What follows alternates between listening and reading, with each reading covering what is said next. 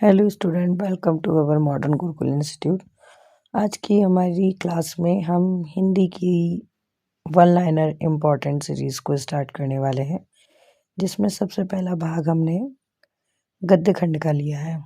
ठीक है, तो ये वन लाइनर इम्पोर्टेंट क्वेश्चन है जिससे आपके ऑब्जेक्टिव बनेंगे। अगर आपने इतना भी ध्यान से सुन लिया और एक एक बार उसको पढ़ लिया तो आपकी एग्ज़ाम में इससे बहुत हेल्प हो जाएगी। करते हैं स्टार्ट हम आज के क्वेश्चनों को। पहला क्वेश्चन हमारा है, स्वयं प्रकाश का जन्म सन 1947 में इंदौर मध्य प्रदेश में हुआ था। देखिए, ये वन लाइनर जो आपका दे रखा है, ये हो सकता है कि आपका रिक्त स्थान, आपका सही गलत यानी कि सत्य सत्य जोड़ी कहीं पे भी आ सकता है। ठीक है, मैं जिन जिन पे मार्क कर दूं आप उन पे एक एक बार उनको मार्क कर लीजिएगा कि आपको याद क्या करना है। कि ये आपसे पूछ सकते हैं कि किस सन में उनका जन्म हुआ था, तो याद रखना 1947 में हुआ था। कहाँ पे हुआ था? तो इंदौर मध्य प्रदेश में उनका जन्म हुआ था। ठीक है, फिर इसके बाद स्वयं प्रकाश ने, हमारा नेक्स्ट है, स्वयं प्रकाश ने मैकेनिक इंजीनियरिंग की पढ़ाई करके एक औद्योगिक प्रतिष्ठान में नौकरी की थी।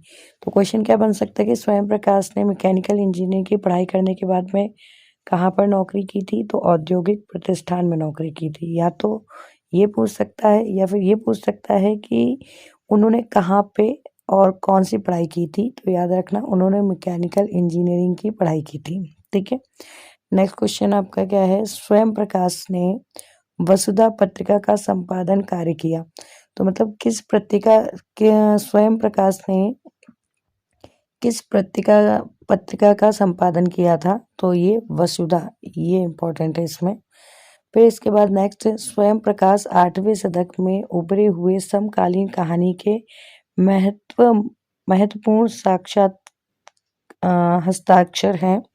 मतलब कि जो स्वयं प्रकाशन है वो 8वें दशक में उस मतलब कि समय काल के लगभग मिले हुए हम कह सकते हैं कि महत्वपूर्ण क्या है, हस्ताक्षर हैं। स्वयं प्रकाश के 13 कहानी संग्रह प्रकाशित हो चुके हैं। ठीक है, तो कितने मतलब कि प्रकाशित हो चुके हैं इसमें कहानी? तो याद रखना 13 कहानी। ठीक है, सूरज कब निकलेगा, आएंगे अच्छे दिन भी, आदमी जात का आदमी और संधान आदि स्वयं प्रकाश की उल्लेखनीय रचना है। तो मतलब कि इसमें से कुछ रचनाओं के नाम वो पूछ सकता है कि स्वयं प्रकाशन द्वारा की गई कुछ जो रचनाएं हैं उनका उल्लेख कीजिए। तब हमको क्या लिखना है उसमें? तो हमें वहाँ पे ये जो नाम दे रखे हैं कि सूरज कब निकलेगा, अच्छे दिन आएंगे, आएंगे अच्छे दिन भी, आदमी जात का आदमी और संसाधन, इनमें से आप किसी को भी लिख सकते हैं। फिर इसके बाद स्वयं प्रकाश के चर्चित उपन्यास बीच में विनय और ईंधन है। मतलब तो सबसे ज्यादा फेमस अगर हम बात करते हैं तो ये बीच में विनय और ईंधन, ये इसकी सबसे ज्यादा प्रमुख चर्चित जो उपन्यास रहे हैं इस प्रकाशन के, तो वो हैं। फिर स्वयं प्रकाश को पहला सम्मान वनमाली पुरस्कार, मतलब ये क्वेश्चन ही बनता है कि स्वयं प्रकाशन द्वारा प्रकाशित की गई जो भी उनके उपन्यास और लेख थे उनमें सबसे पहला सम्मान किस के लिए दिया गया था? तो ध्यान रखना पहला सम्मान उनको जो दिया गया था वो वनमाली पुरस्कार, फिर राजस्थान साहित्य अकादमी पुरस्कार से प्रस्तुत किया गया था। मतलब इन दोनों संस्थाओं के द्वारा इनको पहले पुरस्कार जो थे वो दिए गए थे। स्वयं प्रकाश का निधन कब हुआ था? तो 1900 में हुआ था, 2019 में उनका निधन हुआ था। फिर स्वयं मध्यम वर्गीय जीवन के कुशल कुशल चितेरेख लेख हैं।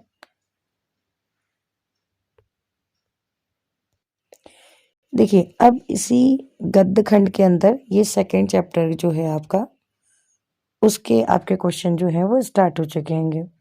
जो कि इसमें से पहला क्या है आपका, नेताजी का चश्मा पाठ कहानी विधा में लिखा गया है। मतलब क्वेश्चन ये बनेगा कि नेताजी का जो चश्मा है वो किस विधा में लिखा गया है, उपन्यास में, कहानी में, नाटक में, एकांकी में? तो याद रखिएगा कहानी में लिखा गया है। ठीक है, फिर नेताजी का चश्मा कहानी कैप्टन चश्मे वाले के माध्यम से देश के करोड़ों नागरिकों के योगदान को रेखांकित करती है। मतलब जो नेताजी का चश्मा है वो किस कहानी मतलब किसके ऊपर कहानी ये जो है वो दर्शाई गई है। तो ये कहानी एक कैप्टन की है, ठीक है, और उनकी ये कहानी है और उनके लिए ये करोड़ों लोगों जो हैं आज की जो युवा पीढ़ी है उनको मतलब एक मार्गदर्शन देने का कार्य करती है।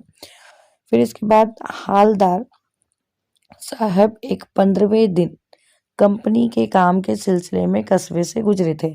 मतलब कि वो किसके काम से कस्बे में से गुजरे थे, तो वो कंपनी के काम से गुजरे थे। या कौन से दिन गुजरे थे, तो वो 15वें दिन गुजरे थे।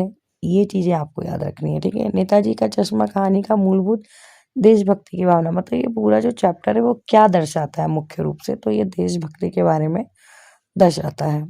फिर नेक्स्ट है इसमें चश्मे वाले का नाम क्या था, तो चश्मे वाले का नाम क्या था, कैप्टन था, ठीक है। कस्बे के चौराहे पर सुभाष चंद्र बोस की प्रतिमा लगी थी। ये बहुत ही कॉमनली पूछा जाता है क्वेश्चन, बहुत ही इंपॉर्टेंट है कि कस्बे के चौराहे पर किसकी प्रतिमा लगी थी, याद रखना सुभाष चंद्र बोस जी की लगी थी।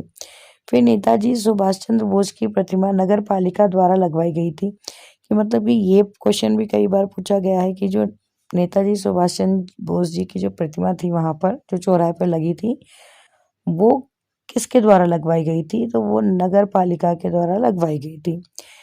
नेताजी सुभाष चंद्र बोस की प्रतिमा संगमरमर की बनी थी। कि वो जो प्रतिमा जो चौराहे पर लगी हुई थी उसे बनवाया किसने था, नगर पालिका के द्वारा बनवाया गया था, ठीक है।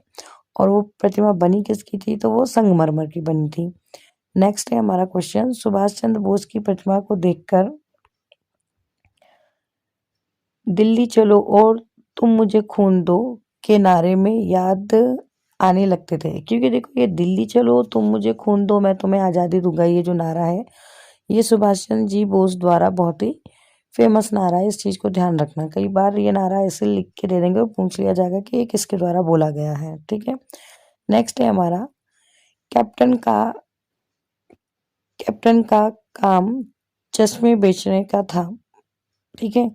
फिर हालदार साहब के चेहरे पर कौतुक भरी मुस्कान फैल गई। कौतुक भरी मुस्कान फैल गई कि मतलब उनके चेहरे पर कैसी मुस्कान फैल गई, तो आपको याद रखना है कि कौतुक भरी मुस्कान फैल गई। देखो ये किस ईयर में आए हुए क्वेश्चन है, ये लिखा हुआ है पीछे। नेताजी की मूर्ति फौजी वर्दी में थी, ठीक है। सभी जानते होंगे कि नेताजी की जहाँ जहाँ पे भी आप स्टैचू देखेंगे या उनकी कोई भी आप फोटो तस्वीर देखेंगे आपकी किताबों में, तो वो वर्दी में ही आपको जो उनका ड्रेस कोड है उसी में ही वर्दी में ही आपको दिखाई देगी। प्रतिमा बनाने वाले का नाम क्या था, मोतीलाल था। प्रतिमा का सरकंडे का चश्मा बच्चों के द्वारा लगाया गया था, ठीक है। तो ये किसके द्वारा लगाया गया था, तो बच्चों के द्वारा लगाया गया था। और किसका था ये चश्मा, सरकंडे का बना हुआ था। नेताजी की मूर्ति कितनी ऊंची थी, तो याद रखना उनकी मूर्ति 2 फुट ऊंची थी। देखो इस चैप्टर में एक चीज नोटिस कीजिए कि इस चैप्टर में कई क्वेश्चन बने हैं आपके, वो कंटिन्यू लगातार सालों से आ रहे हैं क्वेश्चन, तो मतलब इस बार भी बनने के चांसेस हैं, तो आप ध्यान से इसको पढ़िएगा। नेताजी सुभाष चंद्र बोस की प्रतिमा बनाने वाले ड्राइंग मास्टर मोतीलाल थे। मतलब जो उनकी ड्राइंग जो स्टैचू तैयार किया था कि भाई कैसी होनी चाहिए उनकी प्रतिमा, तो वो मोतीलाल जी थे। नेताजी सुभाष चंद्र की प्रतिमा पर चश्मा था या नहीं था, तो नहीं था, ठीक है। वो तो बच्चों ने किसका लगाया था, सरकंडे का लगाया था। चश्मे वाले भी भक्ति के सामने हालदार साहब नतमस्तक थे। नतमस्तक का मतलब क्या हो जाता है, नतमस्तक का मतलब ये हो जाता है कि पूरी तरीके से सम्मान से झुके हुए होना, यानी कि किसी का दिल से सम्मान करना, उसको बोलते हैं नतमस्तक होना, ठीक है। नेक्स्ट है आपका देशभक्ति के प्रति श्रद्धा व प्रेम। देश प्रेम के कारण सेनानी ना होते हुए भी चश्मे वाले को कैप्टन कहते थे। मतलब वो जो चश्मे वाला था, आपको कहीं अगर जिसने ये स्टोरी पढ़ी होगी वो जानता है कि उसका नाम चश्मे वाला इसलिए था क्योंकि वो चश्मे बेचता था। पर चश्मे बेचने के बावजूद भी उसके मन में देश के प्रति इतनी प्रेरणा भाव थी कि लोग उसे कैप्टन के नाम से बुलाया करते थे, ठीक है। तो नेक्स्ट हमारा जो पार्ट रहेगा वो हम पढ़ेंगे आपके नेक्स्ट वीडियो में। और ध्यान से इसको 1 से 2 बार भी आप पढ़ेंगे या 1 से 2 बार भी वीडियो को देखेंगे तो आपको अच्छे से याद हो जाएगा। तो बार बार इसको रिपीट करते रहिए, क्योंकि प्रीवियस ईयर में इससे आपके क्वेश्चन बने हैं। 2 मार्क्स के या तो क्वेश्चन बन जाएंगे, 1 मार्क्स का भी बन जाएगा या फिर ऑब्जेक्टिव बन जाएगा। ठीक है, मिलते हैं हमारी नेक्स्ट वीडियो में, तब तक के लिए बाय, गुड नाइट।